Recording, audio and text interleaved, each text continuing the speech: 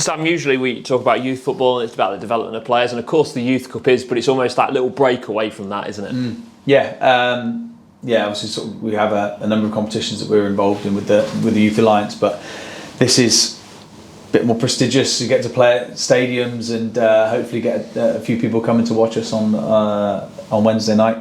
So it's a little bit different, and it feels a little bit different. The boys, for the boys and for the staff, but we still try and go through the same processes that we do. We try and make it not to be as different as it may feel. We try to just go through the same processes, same preparation, same training schedule.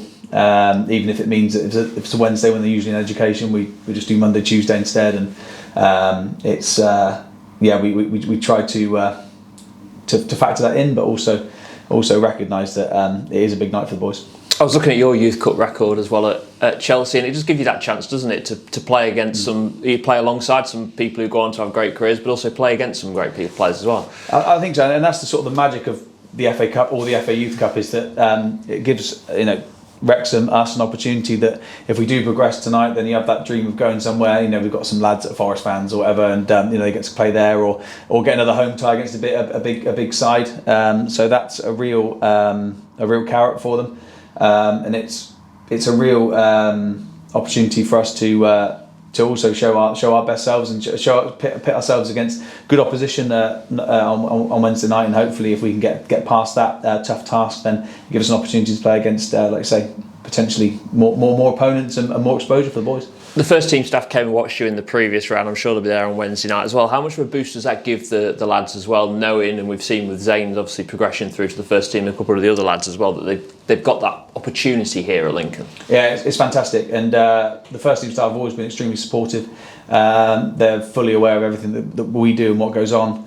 That's from Jez down to Chris, Tom and Michael, and to have them at the games and being a presence is a big deal for the boys. It's great for me as their coach to have them watching them, because we're pushing the agenda for some of for these lads to try and have careers here at the club, and we're very fortunate that we get the exposure to the coaching staff from my perspective as a coach, but also that the lads get the opportunity to come up here on a regular basis and be involved in training, as well as being followed by the first team staff. So everything around it, and the support that we get and the support the lads get is great, and it only sort of fuels the fire almost that there is a pathway for them here, and it's been evident with some of the players that they've seen progress on. Freddie Jovan, for example, they have that pathway here that if they do work hard and they do manage to show their best selves in nights like this, as well as their day-to-day work, then they have an opportunity.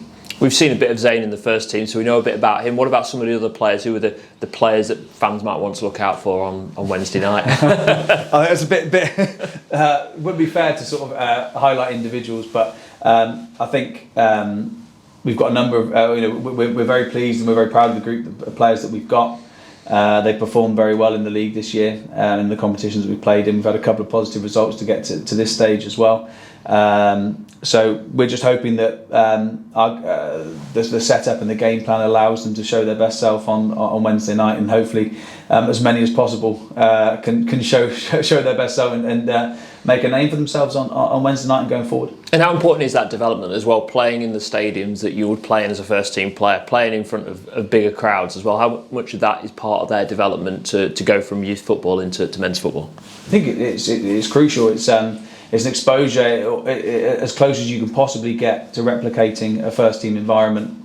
In terms of Bolton, we took the first team bus there, and we had a pre-match at a hotel on the way up, and we tried to replicate it as much as possible, and we're doing the same now. We're going on Wednesday we'll come to the stadium, have a pre-match there, and then so everything around it is set up to be a first team game almost, and then allied to that, you've got the exposure in a stadium, which we don't often get the possibility. It's great to play here, but it can be a bit open.